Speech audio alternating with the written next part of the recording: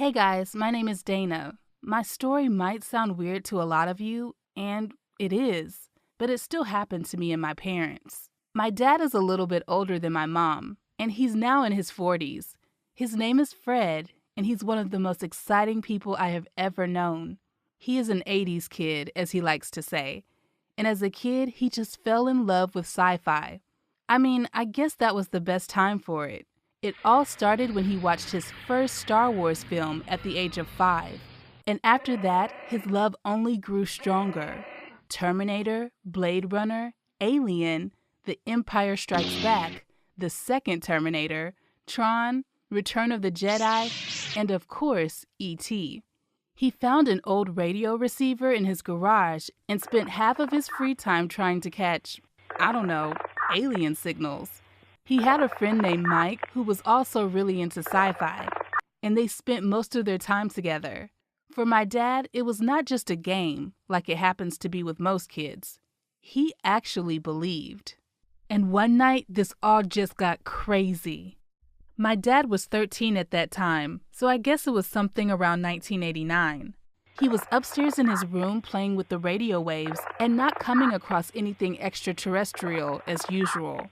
Then suddenly his window lights up as if it's already mid-morning, and my dad sees a massive stream of light coming from somewhere above. Totally overwhelmed, he runs down the stairs and out of the house, leaps down the porch to the front yard, and sees a huge flying saucer right above their house. And a huge searchlight right on the saucer is shining right at him.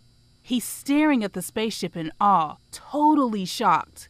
But probably not as shocked as most people would be because, he always knew they were out there. In about 30 seconds, the saucer just disappeared and never came back. I guess they got all the data they needed. So the next day, when my dad told all of this to Mike, his buddy, Mike just laughed at him and said he was making it all up. That's when their friendship ended. And throughout his life, Dad continued to tell the story to the people he thought were close enough to him to hear it, like really good friends or girlfriends he had. But every time, the reaction was like, okay. All of them thought he was crazy. The first person to believe this incredible story was my mom. I guess that's what you call true love. They actually got married several months after they met. It's been years, and I don't know a more loving couple. Then, the second person to believe the saucer story was born, which was me. My dad hasn't changed much since then. He has a job and stuff, but he's still the same 80s kid, obsessed with sci-fi. Over the years, my mom has even become pretty passionate too. It's hard not to. You should see how convincing my dad can be. And of course, as a child, I loved this. I still do. It's way more fun to have parents like mine than those they call normal, meaning like skeptical or boring. So I love when we sit down to watch Star Wars, the original trilogy, of course, even though I've seen it so many times. And I love our camping trips, which of course are always connected to UFO hunting.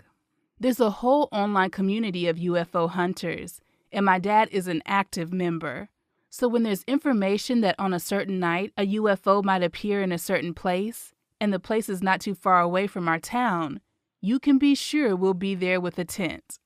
Of course, after years of not catching sight of any UFOs, those trips evolved into simple family camping trips, and they have always been a lot of fun. So this happened during one of our regular trips. We were alone in the woods with marshmallows and stuff, looking at the sky. Not even for UFOs, but because it was just so beautiful. Then at one point, a mist fell on the forest, so we couldn't see the sky very well anymore, and it actually became so thick that we could barely see each other. The fog sort of ended our sky gazing, and we were ready to get in the tent and get some sleep, when suddenly, a massive stream of light fell on the forest and started moving our way. We could not see where it was coming from, but my dad just went crazy. He screamed that it was exactly what he had seen that night in his parents' front yard. He immediately grabbed his film camera. He always said a digital one wouldn't capture a real UFO, and started taking pictures. But it was all in vain since the mist was so thick. But you should have seen his face in that moment. After all these years of doubt and disbelief, he turned out to be right. In a couple of minutes, the UFO disappeared. We didn't even sleep that night because we were all way too excited. We didn't see the thing, but what else could it have been? There has not been a single week since then that my dad hasn't brought up this story, and every time he looks so genuinely happy. So several months afterward, I was watching stuff on YouTube, and I came across this video of an experiment. A bunch of guys had taken a drone, put a huge searchlight and a camera on it, and made a circle above the forest just for fun. I mean, the video did look pretty amazing, but when I took a closer look, I got really upset. Same landscape, heavy mist, the same date in the corner of the video. The drone was what we saw in the sky that night. Unfortunately, it all started to make sense. Did I tell my parents, you might be wondering? Of course not. That certainly wouldn't have made them happier. But that doesn't mean aliens don't exist. I mean, I still believe my dad's story, even though we really can't know for sure. As they say, the truth is out there.